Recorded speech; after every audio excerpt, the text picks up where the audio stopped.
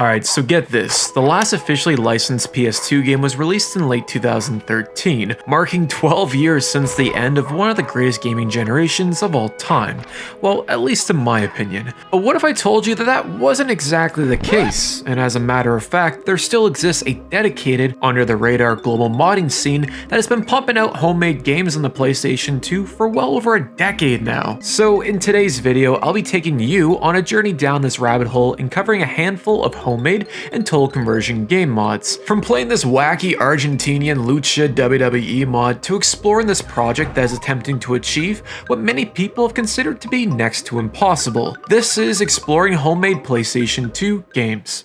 To kick this video off strong, let's start with something very unique, a feat that many people have considered to be next to impossible. I'm talking about Half-Life 2 for the PlayStation 2. So the backstory behind this game is really cool. While chilling on Discord one night, a friendly fella by the name Lobo slid into my DMs, telling me all about how he had discovered this ambitious project aiming to port Half-Life 2 over to the PlayStation 2. Now, at first, I thought he was pulling my armpit hair, since there's no way in hell that something like this would even be remotely possible, or so I thought. So I decided to join the group's Discord channel and investigate it for myself, and managed to get in contact with one of the main devs behind this project. Speaking of which, this is Zloy. So Zloy is a Russian PlayStation enthusiast who's on a mission to prove what many people have considered to be next to impossible by bringing Half-Life 2 over to the PlayStation 2. Now, Zloy has been working on this project for quite a while now, 6 years to be exact. He tells me it all started when he was browsing ModDB one night and came across this mod called Half-Life 2 Classic. For those who don't know, Half-Life 2 Classic is a mod that aims to recreate Half-Life 2 within the Gold Source engine. Around the same time, this dude named Duplex released an SDK, allowing people to create and install user-created mods for the PlayStation 2 port of Half-Life 1. This sparked the idea for Zloy, since porting the Source engine to the PlayStation 2 was virtually impossible, and given that the Gold Source engine is already compatible with the console, he thought to himself, why don't I just port over Half-Life 2 Classic mod using Supa's SDK instead? Being curious, I asked Zloy if there's any way I can get an early build of the game, as all of this just seemed way too good to be true. After a few days of going back and forth, he was kind enough to send over this early work in progress build for me to show you guys, claiming that it also worked on original PlayStation 2 hardware, which is pretty cool if you ask me. So with all that out of the way, let's go check this out. Now, when you first boot up Half-Life 2 on the PS2, the game starts with that classic G-Man opening segment dubbed in Russian. Проснитесь и пойте, мистер Фриман, проснитесь и пойте. Нет, я не хочу сказать, что вы спите на работе. Никто не заслуживает отдыха больше вашего. И все усилия мира пропали бы даром, пока, скажем просто, что вас час снова пробил. Нужный человек не в том месте может перевернуть мир. Так проснитесь же, мистер Фриман. Проснитесь, вас снова ждут великие дела.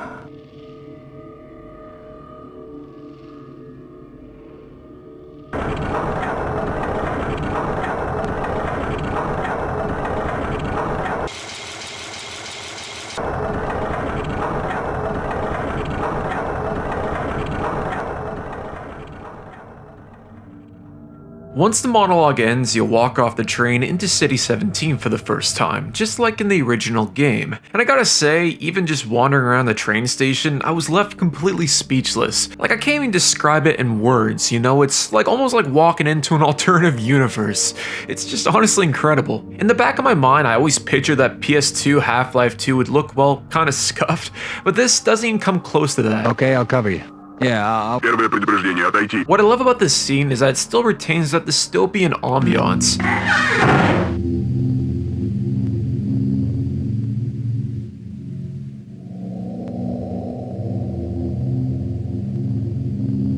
Вниманию жителей замечено отклонение численности. Сотрудничество с отрядом ГО награждается полным пищевым рационом. From Breen preaching propaganda over the PA, Я такого высокого мнения о City-17, что решил разместить здесь свое правительство в цитадели. to how the Russian dub gives the game a completely different aesthetic. Кроме вас на поезде никого не было? Патруль остановил наш поезд в лесу, и моего мужа увели на допрос. Они сказали, что... What's even crazier is how Zloy somehow managed to not only port the entire City 17 train station, including the city square, but also found that perfect balance of looking like Half-Life 2 while still resembling Half-Life 1. I guess you could say that it's like Half-Life 1.5, but if you ask me, I think Half-Life 1.6 has a better ring to it. Now, this build contains around 8 playable levels, with the demo coming to an end in Chapter 3, when Gordon meets the Manhacks for the first time. Zloy tells me that at least 4 of the levels in this build were reworked from Half-Life Classic, while the rest of the maps he faithfully recreated all by himself. Even though he's been working on this project since 2019, he tells me that the active development phase actually started in late 2023. This made a lot more sense the longer I played it, since it's missing a lot of the scripted cutscenes from the OG game. But there's also something else that's missing here.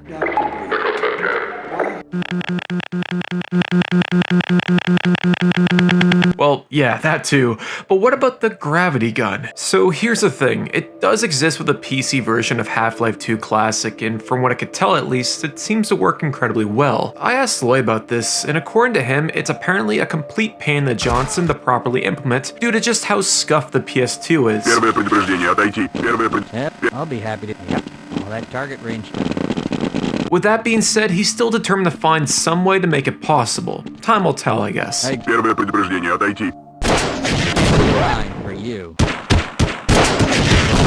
Out of curiosity, I asked Zloy what was the most challenging aspect of bringing the Half-Life 2 experience over to the PlayStation 2. According to Mr. Zloy, one of the biggest hurdles in developing Half-Life 2 PS2 was creating what's called analog brushes for some of the in-game models, such as the trains for an example. If you have no clue what the hell a brush is, trust me, I didn't know before I made this video. In the simplest terms, it's a convex 3D shape created by using Valve's in-house level editor tool, better known as Hammer. Since the Gold Source engine isn't very well optimized for the platform and the PS2 has the same amount of RAM as a PSP 1000 series, this makes porting, or in this case demaking the game, even more of a challenge. This also might help explain why this build uses so many Half-Life 1 assets as placeholders. Anyways, Half-Life 2 PS2 is without a doubt one of the most promising mods that the console has ever seen before. The fact that Zloy managed to get this far into the project in just under 2 years, while still managing to make the game fully playable on native hardware is quite the achievement if you ask me. I also had the chance to ask Zloy if there's anything that you guys could do to help him out with this project. He simply suggested that if you guys could share this video showcasing the mod, as well as joining his Discord channel to keep up with future updates on the game. If you guys are interested, I'll leave a link to his Discord in the description down below. Also, if you guys happen to have any experience in scripting cutscenes within the Gold Source engine, Zloy mentioned that he could use an extra hand in getting them properly implemented, so if that's your thing, definitely hit him up. Now, what if I told you that Zloy isn't the only person who has attempted to bring the Half-Life 2 experience over to the PlayStation 2? As a matter of fact, there used to be a project that, at one point in time, got incredibly close to capturing the essence of HL2. This is what's called Hyperbolic. So Hyperbolic was created by this dude named EZ4R3K.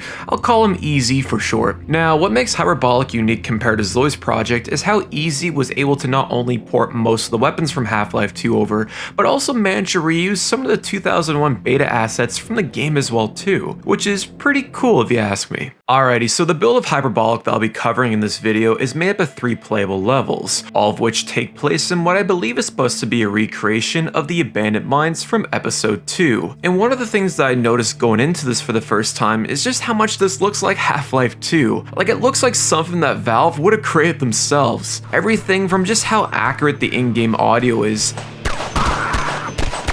how easy managed to hit the nail on the head on capturing the heart and soul of Half-Life 2. It does it so well to the point where I forgot that I was running on the Gold Source engine. It's some truly impressive stuff. As I mentioned earlier in the video, most of the guns from the OG game are here too, like the crossbow, RPG, and the shotgun. And before you ask, no, there's no gravity gun here either. Shake my head. But you do get the beta version of the SMG, so I guess that makes up for it, I guess. Here's something cool that I found. It turns out that there's a few levels hidden within the code of Hyperbolic that are only accessible within the Half-Life 1 console. One of the maps that I found was called C-17, which is a recreation of what I believe is supposed to be what City 17 originally looked like in the 2001 beta of Half-Life 2. For those unaware, in the earlier versions of Half-Life 2, the game's tone was drastically different, taking on more of a darker, Orwellian type of vibe. Personally, I think I prefer this take of City 17 over the one that we eventually got. It leans more into feeling like Kim Jong-un's playground and sells the whole Big Brother's always watching you ambiance a lot better. I also had the chance to briefly speak to Easy to see if I could get any info on the development behind Hyperbolic. So Easy over here claims to have started the project sometime in 2023, while also using Half-Life 2 Classic as a basis for the mod. He was working on it for about 2 years, posting regular dev updates on his YouTube channel, but unfortunately, as of the recording of this video, he decided to cancel the development of Hyperbolic and put his focus into other projects. Why did he decide to cancel it out of the blue? Well, your guess is good as mine. This kind of blows chunks if you ask me, since you can clearly tell just how much potential all this had. Imagine if you took the combat, the weapons, the character models, everything that made Hyperbolic, and infused them into Zloy's project. It would have been a match made in heaven, the Mad Villiani of PlayStation 2 game mods. Anyways, if you guys want to play for yourself, Easy has released a public demo of Hyperbolic on his YouTube channel. As per usual, I'll drop a link to it in the description down below. Alright, so next up on the list, we have something that's incredibly nutty. This is what's called DBZ Budokai Tenkaichi 3 Minecraft Edition. Dragon Ball Minecraft Edition! É demais de 8.000! So Budokai Tenkaichi 3 Minecraft Edition is a total conversion mod that painstakingly transforms the entire game into, well, Minecraft. It was created by fellow content creator Wesley Moretto. The story goes that I originally stumbled upon Wesley's channel one night at around 2 in the morning, on a video he had uploaded claiming to be working on a Minecraft mod for Budokai Tenkaichi 4. Dragoncraft, na versão brasileira. É hora da destruição. Despite ripping my eardrums a new asshole, there was something about this mod that really stood out to me among the sea of countless other DBZ mods. That, in the name alone, sounded pretty unhinged, so I decided, why not? Let's go check this out. Alright, so when you first boot into DBZ Minecraft Edition, say that 3 times fast, it immediately greets you with this recreation of the original DBZ intro made entirely in Minecraft. Dragon Ball Z! O céu resplandece ao meu redor, ar e estrelas brilham entre as nuvens sem fim. Como um vulcão que entra em erupção, sua lava vai espalhar, veia toda a fúria do dragão. Não pense em nada, só escuta.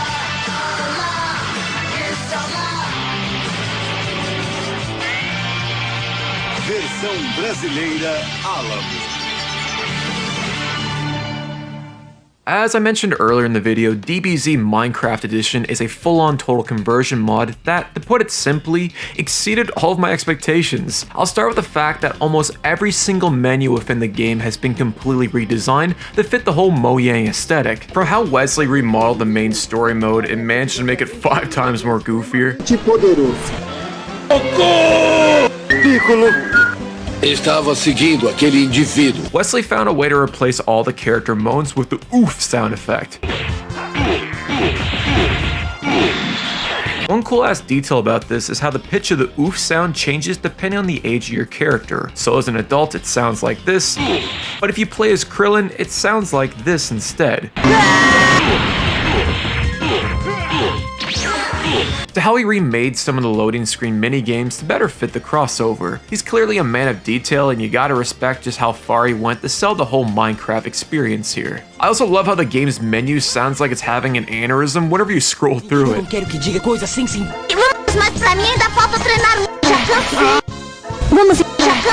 What's even more nuttier is how the audio varies from sounding like it was recorded in a studio. Por que não vemos quais são as habilidades desses? Eu desejo boa sorte na luta. There's some chick screaming into what sounds like a 360 headset. Logo, senão meu pai e os outros vão acabar com o... It's just so goofy, man. Moving on, let's talk about the meat and potatoes of Budokai Tenkaichi with the characters. Now, every single fighter from the original game is here and has been fully converted into a Minecraft skin. What's sick about this is how Wesley also went as far as including every single alternative outfit too, leaving no detail unchecked. You gotta love it. Speaking of which, you got Goku, Krillin, Vamos começar! Vegeta, Você merece morrer. Piccolo, Não vai conseguir derrotar ninguém. Brazilian Ricum, Mr. Satan, Vou te mandar Bedidi, Sabe fazê-lo sofrer até que ele morra. and Majin Buu. Eu quero matar muito mais gente! Fun fact, all the character voice lines are ripped straight from the Brazilian dub of DBZ. Morra, já não te suporto mais! Vai morrer! I really don't know what word to describe it, it's just so unhinged. É toda. E agora só. Yet it somehow manages to fit like a glove at the same time, you know? It feels almost canon, if that makes any sense. Think of it kind of like the video game equivalent of putting pineapple on a pizza. Segura essa!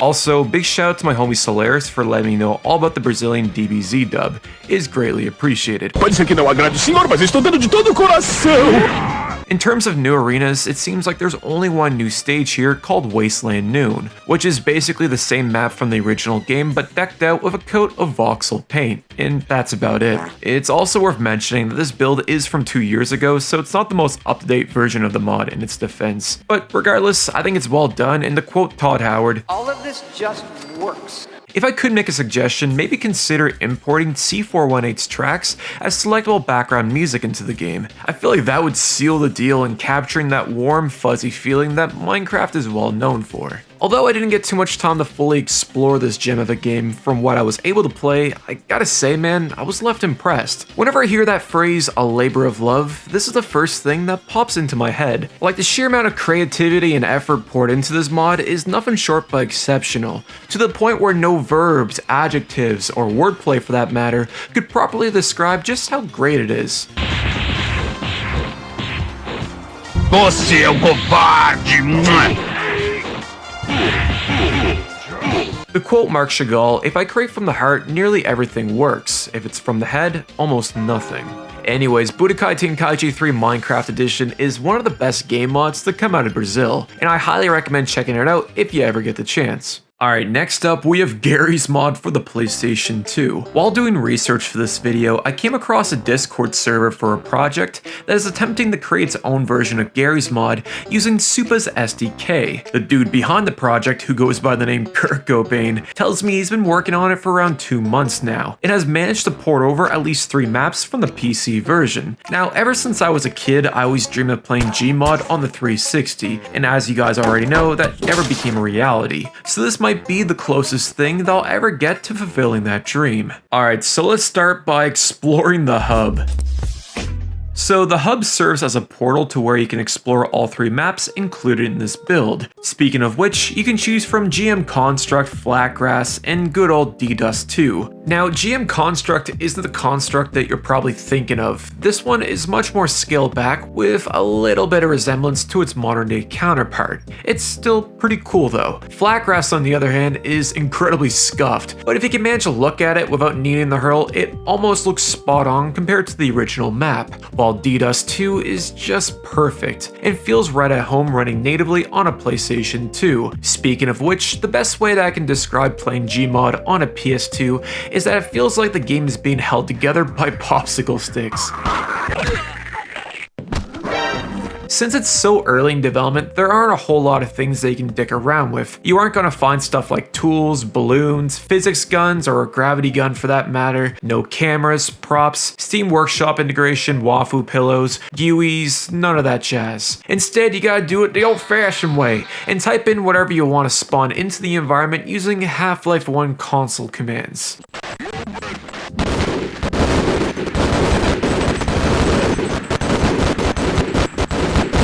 Out of pure curiosity, I wanted to see just how far I could push the Gold Source engine, and to my surprise, the PlayStation 2 handled it incredibly well. Even when it was on the brink of crashing,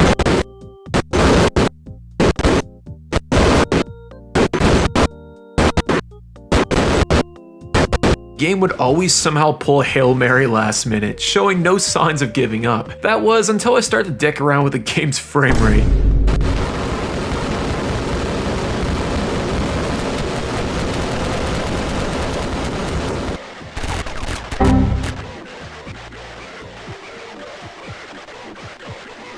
You want to know something goofy that I found? If you swap into a third-person perspective, instead of seeing Gordon's player model, the modders swapped him with Claude from Grand Theft Auto 3. Considering that it's supposed to be Garry's mod, it makes sense to have him here, but it's just so random, man. I love it. If I could make a suggestion to Kurt Cobain, it would have been a lot more convenient if there was a GUI or a built-in spawn menu. Even something as simple as adding a gun that shoots props or a particular NPC would have been a lot better than having to type in the same console command over and over again. Also, it would be cool to see the map RP Downtown running on a PlayStation 2. I have so many great memories of that one. Anyways, there really isn't much else to say about Gmod PS2 Edition. Apparently Kirk is working on porting GM Big City to the game, which is pretty crazy. Godspeed, dude, and thanks again for letting me test this out. It is greatly appreciated.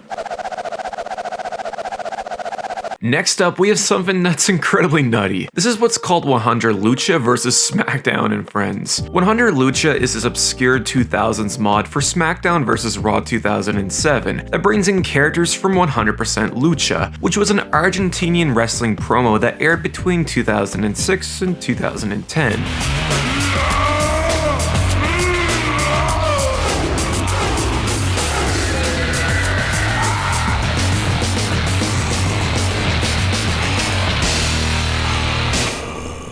From what I could find online, this game was heavily bootlegged throughout South America sometime in the late 2000s. This game was so popular in fact that in 2023, a group of modders decided to resurrect the project and re-release it online, while adding in new content like additional characters, musics, and new arenas into the mix. The best way that I can describe 100% Lucha is that it feels more like a reskin of Smackdown vs Raw rather than transforming it into a completely different game. For an example, the modders replaced the opening intro with this. 100% Lucha versus Smackdown versus Raw Experience creado por No Te Digo.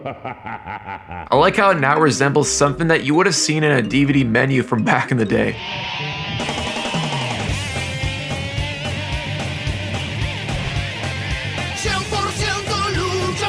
The modders also went for the effort of replacing all the background music with whatever the f this is supposed to be.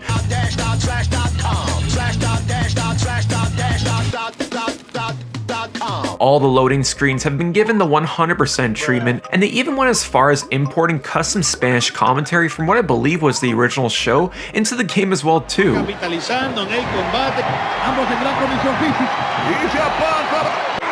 bravo ese güero!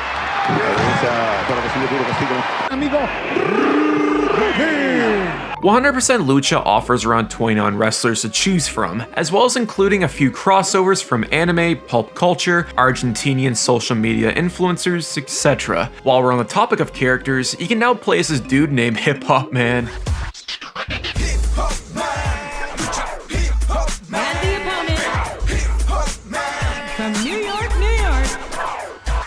Steve Murphy. I'm from the U.S. Army! The following contest is scheduled for one fall. On the way to the ring, if you want to be back again in this country, you will have to win the wrestling championship bout! La Maza. The immovable object.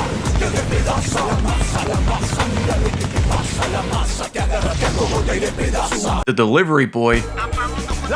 On the way to the ring, from New York, McFloyd, The superstar.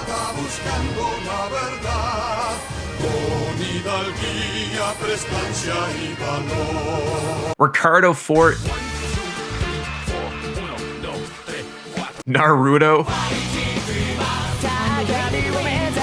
The Weeknd, On the way to the ring. and El Chavo. From Mexico.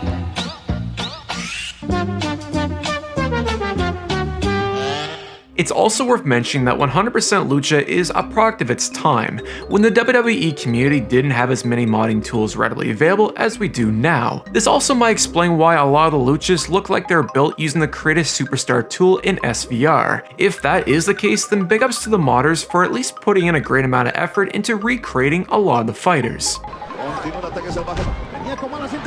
In terms of custom arenas, I could only find this one, which was a modified version of ECW One Night Stand. The stage has been fully retextured and rebranded to resemble the 100% Lucha arena that was originally located in Buenos Aires, the capital of Argentina. I gotta say that I found it to be a little disappointing that there's only one custom stage in 100% Lucha, whereas other WWE PS2 mods offer a metric ton of custom arenas to choose from. If I were in the modder's shoes, I would have at least considered the idea of adding an outdoor arena, or even drawing inspiration from that classic PlayStation 2 game Backyard Wrestling 2. Like, just imagine being able to fight as Luchas inside a trailer park or some shit. Even if it doesn't fit the promo's canon, at least it would have helped give the mod some much needed variety. And I don't know, man, it's just kind of sick to think about. And that's basically 100% Lucha versus Smackdown and Friends in a nutshell. If anything, it just goes to show how far the WWE modding community has come in the past decade. It might not be as impressive as WWE 2K24, but it's still pretty damn cool nonetheless.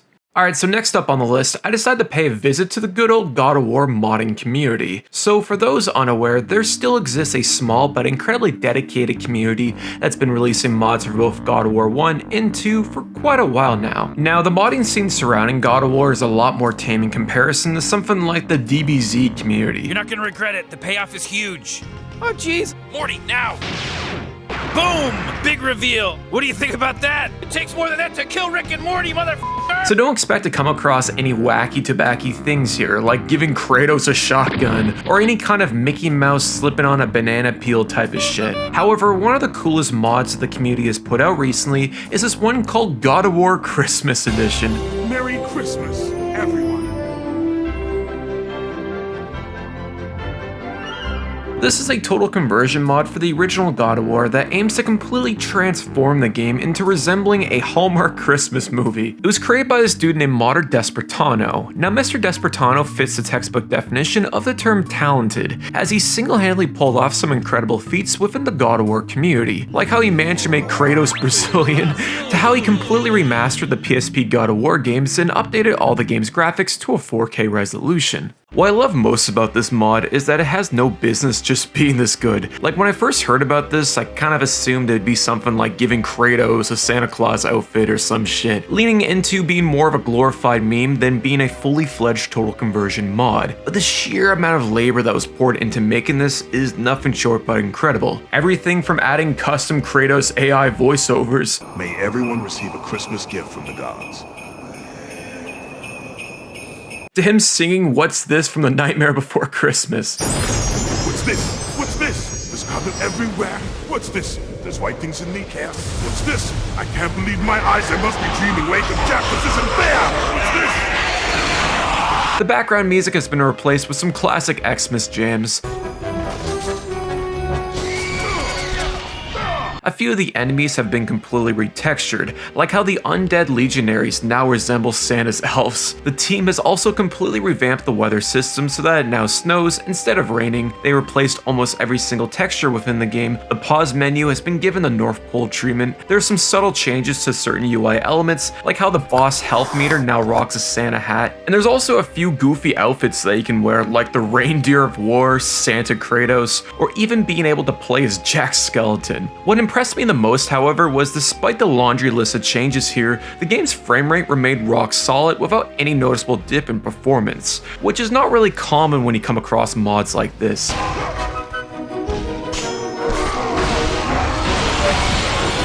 overall, I gotta say that I really enjoyed my time with God of War XMAS Edition. It's basically the video game equivalent of opening up a present on Christmas Day. Fun fact, Despertano is also working on God of War 2 XMAS Edition as of the recording of this video. If you guys want to show him some love, I'll leave a link to his YouTube channel down below.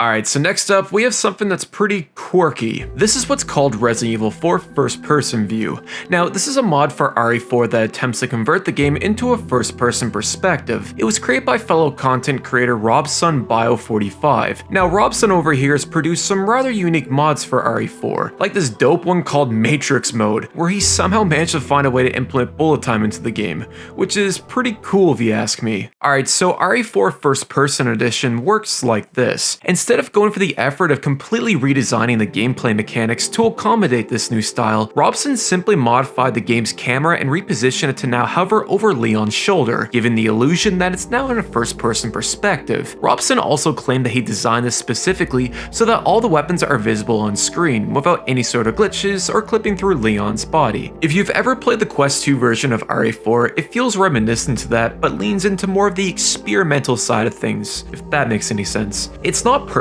by any stretch of the imagination, but I will give credit where credit is due. Robson clearly poured in a good amount of effort into attempting to make all of this work. Fuck. Honestly, the best way that I can describe playing this mod is that it feels like if you took the controls from something like LSD Simulator and jammed them into Resident Evil 4. What I mean by this is that you can only look and move in a single direction whenever your gun is not drawn, just like how it works in LSD Simulator, minus the pistol of course. If you try to use the right thumbstick to move the camera around without your gun out, it causes the camera to instantly spaz out, adding a considerable amount of grease and malarkey to the experience. This becomes even more of a pain in the Johnson later on in the game, especially when you gotta try avoid stepping onto one of those stupid ass bear traps. I could see how someone can make the argument that it adds a unique layer of tension to the gameplay since you really don't know who could be hiding behind your back.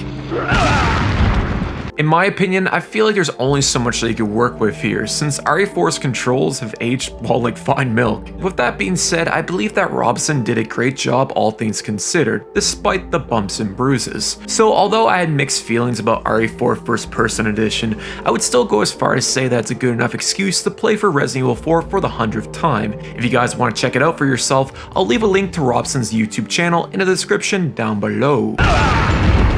Next up, we have what's called Outbreaked. This is yet another Half-Life 1 mod being developed by good old EZ. Now, from my understanding, Outbreaked is supposed to be a horde-based survival shooter that takes influence from the likes of Left 4 Dead and Killing Floor. Based on what I could find online, Outbreaked has been in development for around a year now, with EZ still releasing new updates in the game's progress as of the recording of this video. Now, the game takes place inside this abandoned hospital, where the player wakes up out of what appears to be like a sleep-induced coma, with the simple task of having to fight off an endless swarm of zombie-infected doctors for as long as possible. Speaking of which, the hospital map is surprisingly well detailed, and not for nothing, it looks great. The lighting in particular really seals the deal in capturing that survival horror ambiance. And I found myself having to use a flashlight more often than not here, which kind of reminded me of playing Doom 3 back in the day. It's definitely a nice touch. What I also love about the environment is just how everything is so responsive. For an example, if you're running low on health, there's this interactive vending machine that not only dispenses a can of soda, but also gives you some HP if you crack one open. Another interesting detail that I noticed is how you can enter almost every single door within the hospital. You got everything from being able to explore the shitter in 3D, a few doctor offices, patient waiting rooms, etc. This also serves as a benefit to you, the player, to go out and scavenge through each room to find useful shit, like coming across an extra round of ammunition, as well as the odd silenced AK-47U if you're so lucky. While we're on the topic of guns, Outbreaked gives you a decent selection of firearms to choose from. You got the 44, I believe this is supposed to be a Colt 1911, and an automatic shotgun. In terms of gameplay, Outbreaked feels practically identical to Half-Life 1, no real complaints there. With that being said, if I were in Easy's shoes, I'd consider readjusting the player movement speed, as I found that it didn't mesh all that well with just how tight the environment is. Like, the pacing feels like it wants to be Counter-Strike, while the level design leans into more of a claustrophobic, corridor type of vibe that you come to expect in something like the original Dead Space. A potential solution to this problem is by simply cutting the walking speed in half while allowing the player to sprint using L3 instead. And that way, you wouldn't have to go for the effort of redesigning the layout of the map and would still allow the player the ability to move at their own desired pace. Another suggestion that I had was maybe consider adding melee weapons into the game. I'm not entirely sure if that's feasible or not, but just imagine how dope it would be to pull a fire axe from a wall, or even go as far as being able to pick up objects from the environment to use as a makeshift weapon, akin to something like Dead Rising. I believe that this kind of mechanic would be a great addition to the combat and help add some much needed variety to the gameplay. Anyways, I would recommend checking out Outbreak if you guys ever get the chance. It's showing a ton of promise, and I would love to revisit it again in the near future. As per usual, I'll leave Easy's Discord channel in the description for those who are interested in trying it out for themselves. Next up, we have what's called Super Mario 64 HD Collection. This is a homemade port of Super Mario 64 that was built using a decompiled version of the game created by this dude by the name of FGS FDS FGS. Now, the version that we'll be covering today came from a bootleg compilation disc that was supposedly being sold in game shops across Brazil. If you're not familiar with compilation bootlegs, it's when someone takes a bunch of PS2 games and compresses them to fit on a single DVD. What makes this bootleg fascinating is that it offers both the original game and a supposed HD version of it too, and apparently you can also play as Luigi now, which is pretty cool. Alright, so when you first start the game up, it shows you this homemade menu screen. You often see a lot of these makeshift menus in many South American PS2 bootlegs. You can choose from either Super Mario 64 HD Brazil Edition, both the original Super Mario and Super Luigi 64, as well as this cool Sega Genesis emulator that has a few built-in ROMs. I'll touch base on that one later on. Now, I feel like everyone and their grandma has played this game before, so I don't believe I need to describe it in too much detail, so I'll keep this one short and simple. This port of Super Mario 64 is incredibly faithful to its N64 counterpart. The graphics look identical to the original release, the controls feel right at home on the DualShock 2, and the overall quality of the port feels like something Nintendo would have released themselves. Considering just how notoriously difficult it is to make games for the PlayStation 2, let alone porting the game over to the platform, I would say that this is a very impressive feat, all things considered. Now, the HD version of Super Mario 64 is practically identical to the original release, with the only real noticeable difference being that Mario is now in high definition. It kinda looks like they ripped the character model straight out of something like Super Mario Galaxy. It looks pretty good, I'm not gonna lie. The Luigi edition is basically the same deal, but with Mario being replaced with a Luigi skin, and that's pretty much it. If I'm being completely honest here, I found that the Luigi edition was a missed opportunity. I was hoping that the modders would have at least gone for the effort of giving Luigi his own custom voice lines to help sell the illusion that you're playing as him, but as it stands, it's just kind of lazy if you ask me. If I could find something else to complain about, I noticed that after collecting a few stars, the game's performance, for lack of a better term, would start to gradually drag its ass the longer that I played it.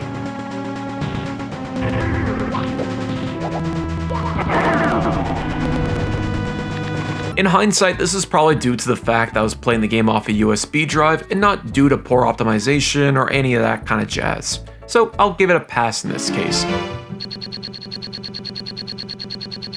So what about that Sega Genesis emulator? From what I could find online, this bootleg uses what's called P-Gen, which is a popular Genesis emulator for the PlayStation 2. Now, in terms of games, we got Samari the Adventurer, Super Mario Bros., and Yoshi and Sonic the Hedgehog. I'll start with Super Mario Bros. First. Based on what I found online, this was a port created by this dude named Mauritius back in 2010. He apparently used an automatic converter to translate over 6,000 lines of NES assembly code over to the Genesis's 68K while recreating a function that emulates the NES functions. In layman's terms, he basically pulled off black magic and successfully ported Super Mario Bros. Over to the Sega Genesis. What's cool about this particular port is that since the Genesis uses a Yamaha sound chip, it means that the game's audio now sounds completely different.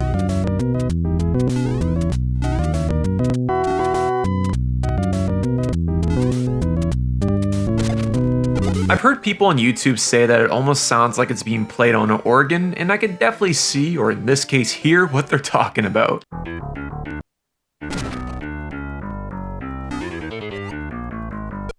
Outside of that, it's practically a perfect port of the NES Classic running on Sega hardware. You gotta love it. Man, f this shit. Next up, we have Yoshi and Sonic the Hedgehog. This is a ROM hack for Sonic 2 that essentially converts the game into Yoshi's Island. It was created by this fella named XenoWhirl as an entry to the 2010 Sonic the Hedgehog hacking contest. Fun fact, this ROM hack was originally never intended to be released to the general public. The backstory goes that someone who would work with Xeno decided to leak the game out of the blue in 2017, which really sucks for Xeno, but also kinda kicks ass at the same time. I don't know. Anyways, Yoshi and Sonic the Hedgehog is incredible. Yoshi can do a lot of things like being able to flutter jump, eat enemies with his tongue, as well as being able to trip balls too.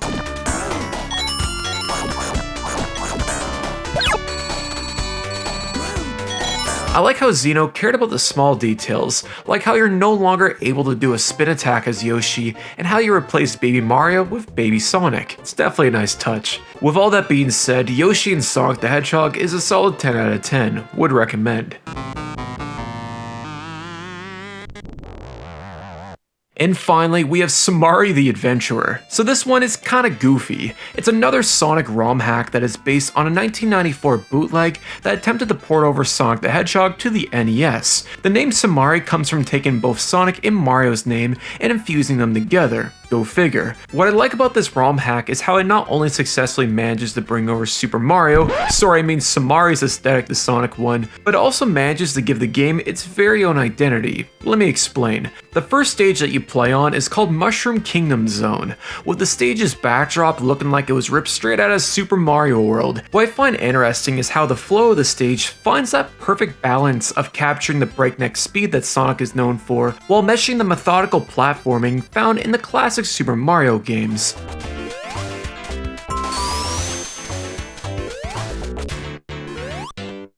Think of it like the yin-yang effect both Sonic and Mario, or better yet, the 16-bit equivalent of a peanut butter and jelly sandwich. I also appreciate how Lone Devil has added custom animations to Samari, like being able to do a backflip or how he twirls up in the sky whenever you jump. I love how the quality of the sprite work is professional grade, the music is pretty cool, and yeah, what else can I say? This is really dope. If you've been looking for an excuse to dust off the old Genesis, this and that Yoshi ROM hack is well worth your time. But before I end this video off, I'd like to give a quick shout out to the following YouTube members for their continued support. The following members are Huggy Smalls, Monir07, Bob the Bomb, Strategic Games, Blake Love, Dylan Cameron, Weave, Pyra, Adam, Purdy, Twin 10 brother, OG Newbie, Wade Retro Revive, Sir Silent, Low Rank God, Jimmy, Billy Hatcher 643, R4VE0, Ethan Phillips, Chris ETM, Za, Nick Sunset Lover, Time Tunnel 4956, TJ's Techniche, Baba Alhawa, Canadian Jelly, RIP, and Fruzilla. Thank you guys so much. It is greatly appreciated. And that was exploring homemade PlayStation 2 games. I hope you guys enjoyed it. I'm currently working on a few projects right now, and I plan on streaming a lot of older, obscure, and preferably scuffed PC games. I'm really looking forward to that. Anyways, if you enjoy this style of content, please consider dropping your boy a like or even a subscription. It is greatly appreciated. But until next time, fellas, peace. The landing wheels aren't retracting! Yeah? And the number 2 nozzle won't work either. What? Are you for real? We can't live without them. I knew I should. Whatever happens, I'm only 18. happens. I don't want to die.